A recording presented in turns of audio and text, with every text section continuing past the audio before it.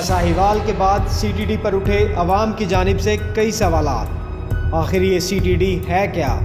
سی T D سے مراد counter terrorism department یا انسداد دہشت گردی فورس ہے۔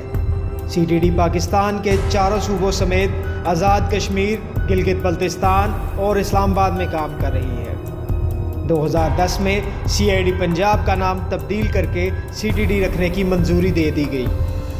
نیشنل ایکشن پلان کے تحت سی ٹی ڈی کو ملک بھر میں خصوصی کاؤنٹر ٹیررزم فورس کے طور پر تعینات کیا گیا، تو 2015 میں سی ٹی ڈی پنجاب میں بھی اہم تبدیلیاں لائی گئی اور اسے کچھ نئی ذمہ داریاں بھی دے دی گئی، جن میں خفیہ معلومات اکٹھی کرنا بھی شامل تھا۔ سی ٹی ڈی پنجاب میں 1200 جوانوں کو بھرتی کیا گیا اور اس فورس کی تربیت کمانڈوز سے کروائی گئی۔ یہ فورس دہشت گردی، فرقہ واریت اور شدت پسندی کے خاتمے کے لیے بنائی گئی۔ سی ٹی ڈی دہشت گردی کے مقدمات درج کر سکتی ہے اور ان کی تحقیقات بھی کر سکتی ہے۔ سی ٹی ڈی کے تمام معاملات additional I G C T D دیکھتا ہے، جو صوبے کے انسپکٹر جنرل پولیس کو رپورٹ کرتا ہے۔